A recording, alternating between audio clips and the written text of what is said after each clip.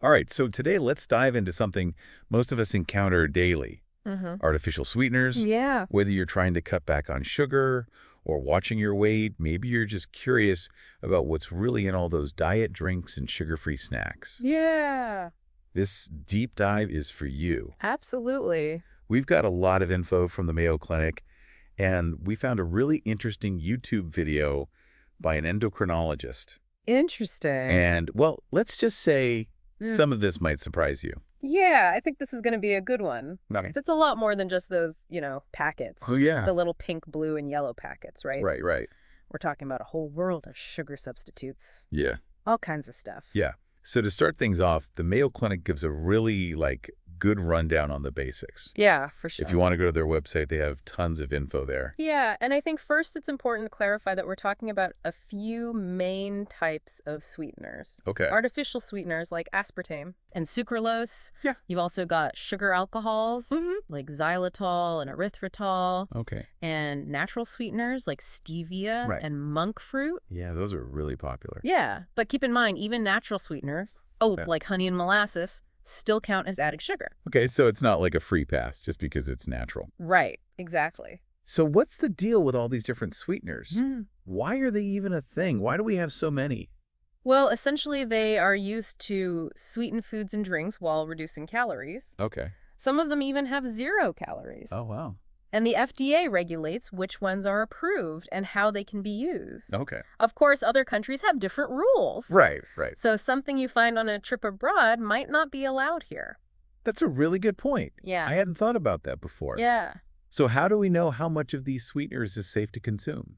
That's where the acceptable daily intake, or ADI, comes in. It's Right. basically health agencies figure out how much of a specific sweetener is safe to consume daily, Oh, okay. based on things like your weight and the type of sweetener. Oh, that makes sense. So think of it like a personalized safe zone for each sweetener. So it's not one size fits all. Right. Okay, that's interesting. Yeah. So are these sugar substitutes generally safe? Well, the good news is, Yeah. for most healthy individuals, Mhm. including pregnant women, Oh, yeah. they are generally considered safe when consumed within those recommended limits. Okay, that's reassuring. Yeah. I was going to say there's got to be some exceptions. Yeah, of course. Right, right, Like with anything. right. Individuals with phenylketonuria Mm-hmm. should avoid aspartame because of potential health risks. Okay. Also, if you have certain bowel diseases, Oh, right. using sugar substitutes might, trigger some unpleasant symptom flare-ups. Right, yeah. And generally, dietary guidelines advise against giving them to children under 2 years old. Right, so it's all about knowing what works for your body. Exactly. And speaking of misconceptions, Yeah. what about that old myth Uh-huh. that saccharin causes cancer? Ah. Yeah, Oh. we've all heard that. That's a classic example of how early research, which in this case involved studies on rats, Oh. doesn't always apply to humans. Right. Further research debunked that link, showing no evidence that saccharin increases cancer risk in people. So it was bad science. Yeah, they kind of jumped the gun. Wow, that's a relief. Yeah. I was going to say. Yeah. So let's talk benefits. Okay. Are there any actual advantages to using these sugar substitutes? There are actually quite a few. Oh, good. One big one is reducing your risk of tooth decay and cavities. Ah, right. Because these substitutes don't feed the bacteria that Yeah. cause those problems, unlike sugar.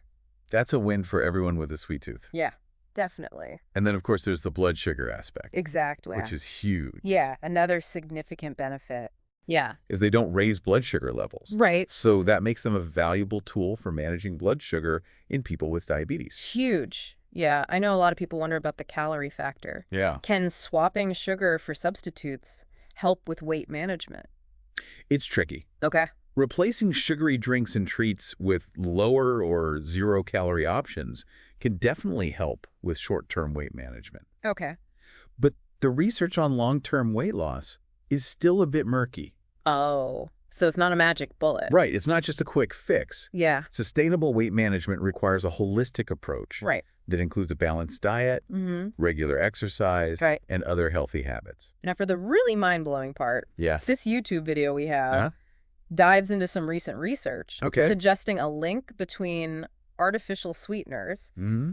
and, get this, increased blood sugar I know, levels. right? What? This is where it gets really fascinating. Yeah. The research focuses on the gut microbiome. All those trillions of bacteria Yeah, I was going to say, what's that? living in our intestines. Right? And it seems they might play a much bigger role than we thought, Wow, I had no idea. especially regarding how these sweeteners affect our bodies. So those little guys we never think about could hold the key to understanding artificial sweeteners. Exactly. In one study, Hmm. mice given artificial sweeteners in their water actually had higher blood sugar levels Wait, than mice drinking sugar water. Seriously? Yeah. So even though the artificial sweeteners don't have any calories, they can still mess with your blood sugar. That's what the research suggests. That's wild. Yeah. So how much sweetener were these mice actually drinking? Well, the researchers calculated that it was equivalent to a human drinking about 4 cans of diet soda daily. Wow, that's a lot. It is. So it's not just about the calories. Right. There's a whole other level of complexity here. It seems so. Yeah. And the research didn't stop with mice. They also found interesting differences in the gut bacteria of people who regularly consume artificial sweeteners Right. compared to those who don't. So what you're saying is that our gut bacteria could be changing Yeah. based on what kind of sweeteners we're putting into our bodies. That's what the research indicates. Okay. And the people who regularly consumed artificial sweeteners Hmm. also tended to have higher fasting blood sugar levels. Wow, this is blowing my mind. Ah, And they even did some experiments with fecal transplants, right? they did. That sounds pretty intense. They transferred fecal matter from sweetener-consuming mice Okay. to mice that had never had them. No. And guess what happened? I'm on the edge of my seat. The recipient mice ended up with elevated blood sugar, too. Whoa. It's pretty amazing. Wow. It really highlights the powerful role of gut bacteria in regulating our metabolism. Wow. So even the gut bacteria themselves can transfer this effect. Yeah, that's what they found. So is this saying that everyone who uses artificial sweeteners is going to experience these blood sugar issues? That's a great question. Yeah. Not necessarily. Okay. The research also found individual variability at play. Yeah. Not all the mice or humans in the studies experienced these effects. Oh, interesting. Some were more susceptible than others. So how do they know that? Probably because we all have different gut bacteria Okay. based on things like our genetics, Right. diet, overall health, Mm-hmm. and possibly even gender. Oh, wow. It makes sense that our bodies would respond differently. Yeah, it's like a fingerprint. Okay. Each person's gut microbiome is unique, Gotcha. which could explain why some individuals are more sensitive to artificial sweeteners than others. So where do sugar alcohols fit into all of this? Oh, Like xylitol and erythritol. they're kind of a fascinating bunch. Okay. They do occur naturally in some fruits and vegetables, Right. but the ones used as sweeteners are usually processed from other sources, Oh, okay. like cornstarch. So they're not exactly natural in the same way as honey Yeah, exactly. or maple syrup. And they're different from artificial sweeteners Yeah. in that they contain some calories, Okay. just fewer than sugar. Oh, interesting. Yeah. So what's the deal with xylitol? Uh-huh. I know it's often used in gum and things like that. Yeah, you've probably seen it in oral care products. Right. It's about as sweet as sugar, Okay. but has about 40% fewer calories. But doesn't xylitol sometimes cause digestive issues? It can, particularly in large amounts. Oh, right. Some people experience stomach upset, Yeah. gas, or bloating. Okay. It really depends on the person. So what about erythritol? I feel like that's been getting really popular. Erythritol stands out for a couple of reasons. Okay. First, it has a good taste, Okay. and it's very low in calories. Like how low? We're talking only 0.2 calories per gram. That's practically nothing. Yeah, pretty much. How do they even make it? It's produced through fermentation of glucose in cornstarch. Oh, interesting. It's about 70% as sweet as sugar, Okay. and is found in popular brands like Truvia, which also contains stevia. Oh, okay. Yeah. So how does erythritol affect blood sugar and insulin levels? That's the best part. Okay. Erythritol has minimal impact on both, Oh, wow. which is why it's becoming increasingly popular Okay. as a sugar replacement, especially for people with diabetes. No digestive upset like xylitol. Generally, erythritol is well tolerated Okay. because it's absorbed in the small intestine and doesn't reach the large intestine, Okay. which is where those digestive issues tend to arise. So if someone is looking for a sugar substitute, Uh-huh. erythritol sounds like a pretty good option. It's certainly worth considering, Yeah. especially if you're concerned about blood sugar spikes. Okay. or digestive discomfort. This is all incredibly interesting. Yeah. I'm starting to rethink my whole relationship with sweeteners. Yeah, it's pretty eye-opening. So with all this new research coming out, Yeah. how can we navigate our choices? What should listeners keep in mind? One of the most important things you can do is pay attention to your body and how it feels. Yeah, that makes a lot of sense. Like, if you notice spikes in your blood sugar Right. after using certain sweeteners, Okay. it might be a sign to ditch them. So it's not just about blindly following recommendations or Right. trends. Exactly. It's about finding what works for your own body. Exactly. Yeah. It's about listening to your body and making informed choices based on your own experiences. I love that. The doctor in the YouTube video actually mentioned that he personally leans towards stevia and erythritol. Okay. Yeah. He thinks they might be safer options than artificial sweeteners like Splenda and Sweet and Low. That aligns with what we were just talking about, Yeah. with the potential impact on gut bacteria and blood sugar. Uh-huh. Makes me feel better about choosing those options myself. It's good to see his recommendations are based on the latest research and a deep understanding of human metabolism. Absolutely. Yeah. But even with stevia and erythritol, he stressed the importance of moderation. He did. Even though these sweeteners have fewer calories than sugar, Right. it's still best to limit our intake. Right. Prioritize whole, nutrient-rich foods. I think that's a message we can all get behind. Definitely. All right, so far we've covered a lot of ground. We have. We talked about the basics of what sugar substitutes are, Mm-hmm. their potential benefits and risks. Yep. And even some pretty mind-blowing research Mm-hmm. that challenges our assumptions about how they can impact blood sugar levels. Yeah, there are definitely some surprises in there. This stuff is much more complex than I ever imagined. It really is. And it sounds like there's still a lot we don't know. There is. But this new research is definitely shedding light on some important considerations. It's a good reminder that our dietary choices can have far-reaching consequences, even down to the microscopic level. Absolutely. It's amazing to think about. Yeah, it really is fascinating to think about. Right. Like something we often take for granted. Yeah. How we sweeten our foods and drinks Right. can have such a big impact on our health. Totally. And it really speaks to how interconnected our bodies are. Yeah. And how seemingly small choices can have ripple effects Oh, we might yes. not even realize. It makes you wonder, like, what else don't we know yet? Right. What other discoveries are waiting to be made about how the foods we eat affect us Yeah. on a microscopic level? That's a question researchers are actively exploring. Yeah. The gut microbiome is a vast and complex ecosystem. Right? We're only just beginning to understand its role in health and disease. This deep dive has definitely sparked my curiosity. I feel like I have so much more to learn about this whole topic. Me too. And remember, this is a constantly evolving area of research. Right. There's always something new to discover. Before we wrap up, I wanted to circle back to the YouTube video for a minute. Okay. The doctor had some great practical advice for anyone using artificial sweeteners. Absolutely.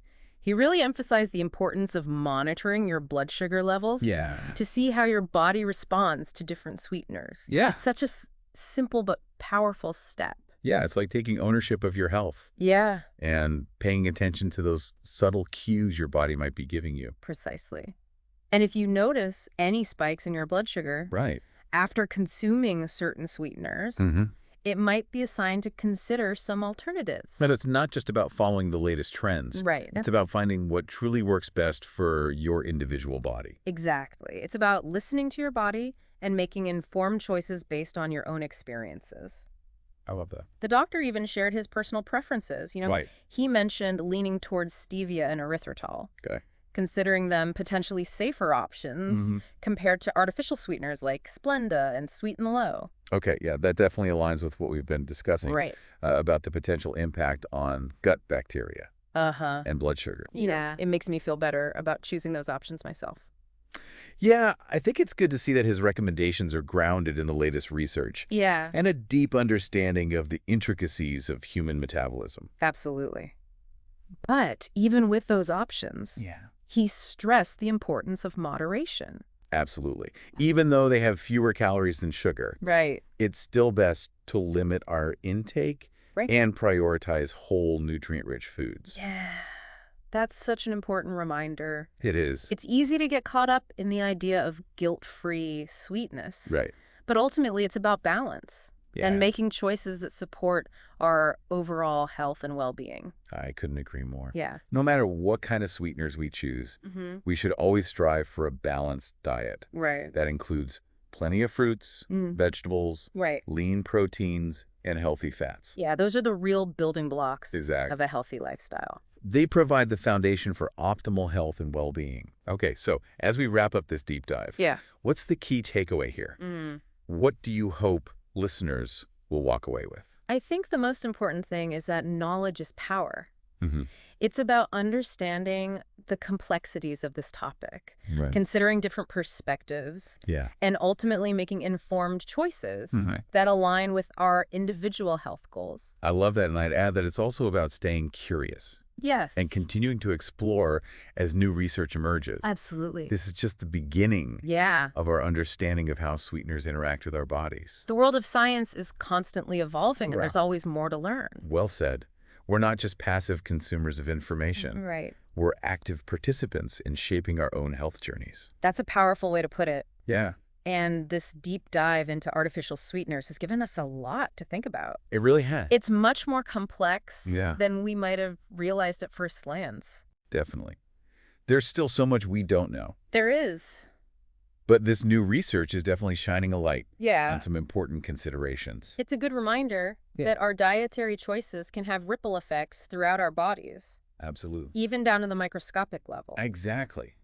It's up to each of us to stay informed, pay attention to our bodies, and make choices that support our health goals. I'm glad we had the chance to explore this together. Me too. I'm sure our listeners are feeling just as intrigued as we are. I hope so. Our goal is always to leave listeners with a sense of wonder and a thirst for knowledge. And maybe even a little healthy skepticism. That's always a good thing. Yeah. Questioning assumptions, considering different viewpoints, and being open to new information are crucial Yes. in today's world. Couldn't agree more. So as we finish up our deep dive, Okay. I want to leave our listeners with a challenge. I like that. What's the challenge? I challenge each of you to take what you've learned today Okay. and apply it to your own life, whether that means trying a new sweetener, Okay. paying closer attention to your blood sugar, Yeah. or simply being more mindful of your overall sugar intake. That's a great challenge. And remember, it's not about being perfect or following strict rules. Exactly. It's about making informed choices that support your individual well-being. Exactly. We're all on this journey together. We are. We're here to answer your questions Yep. and share in the excitement of discovering new insights. So keep those questions coming. Yes. Stay curious and never stop exploring. I love that. Thanks for joining us on this deep dive into the world of artificial sweeteners. It's been a pleasure exploring this with you. It has. Until next time, stay sweet and stay informed. You know, it's amazing to think something we often take for granted, like how we sweeten our food and drinks, can have such a significant impact on our health. It really speaks to the interconnectedness of our bodies, and how seemingly small choices can have ripple effects. Yeah, and thinking about all this research on the gut microbiome and artificial sweeteners, it's got me wondering. What's on your mind? Well, it makes you realize there's this whole microscopic world within us that's constantly interacting with the foods we eat. That's such a fascinating concept, isn't it? It's like having an entire ecosystem living inside of us. Right. And we're only just beginning to understand how it works. Yeah, we really are. So it makes me wonder, like, what other dietary factors might be influencing our gut health? Beyond sweeteners, I mean. Yeah, like what else is going on in there? Right. That's a question that researchers are actively exploring. Okay. It's like a whole new frontier of scientific discovery. It's exciting. And, as we learn more about the gut microbiome, you think we'll uncover even more personalized approaches to health and nutrition? I think that's definitely a possibility. Imagine like a world where we could tailor our diets to nourish the specific bacteria that thrive in our individual guts. Wow. It's like personalized medicine, but for our gut health. That's incredible. It feels like we're on the cusp of some major breakthroughs. Yeah, I agree. And how we understand and approach health. It all comes back to the importance of staying curious, asking questions, and being open to new discoveries. Well said. This deep dive has certainly left me with a lot to think about. Me too. What about you? What's your biggest takeaway from all of this? I think what stands out to me most is the sheer complexity of the human body. Yeah. We often try to, like, oversimplify things. Right. But when we look at the intricate interplay between our diet, our gut bacteria, and our overall health, it's clear that there's still so much we don't know. So true. But that's what makes it so fascinating. Absolutely. Right? The journey of discovery never really ends. And that's what we hope to inspire in our listeners. A sense of wonder, a thirst for knowledge, right, and the motivation to take an active role in their own health and well-being. I think we've accomplished that today. I hope so. This has been an incredible deep dive into the world of artificial sweeteners. It has been. We've gone from the basics to some truly mind-blowing research. Yeah, it's amazing what scientists are finding out. And I feel like we've only scratched the surface. There's always more to explore. Exactly. But for now, we'll leave you with this. Okay. Remember that knowledge is power, and the choices you make about your diet can have a profound impact on your health. Absolutely. So stay informed, stay curious, and keep exploring. And if there's one thing we hope you take away from this deep dive, it's this. Don't be afraid to question, to experiment, and to find what works best for your unique body. You know, there's no one-size-fits-all approach to health. Right. So listen to your body, trust your instincts, and enjoy the journey of discovery. Beautifully said. Thanks for joining us on this deep dive into the world of artificial sweeteners. It's been a pleasure. We hope you've enjoyed it as much as we have. I know I have. Until next time, stay sweet, stay informed, and keep diving deep.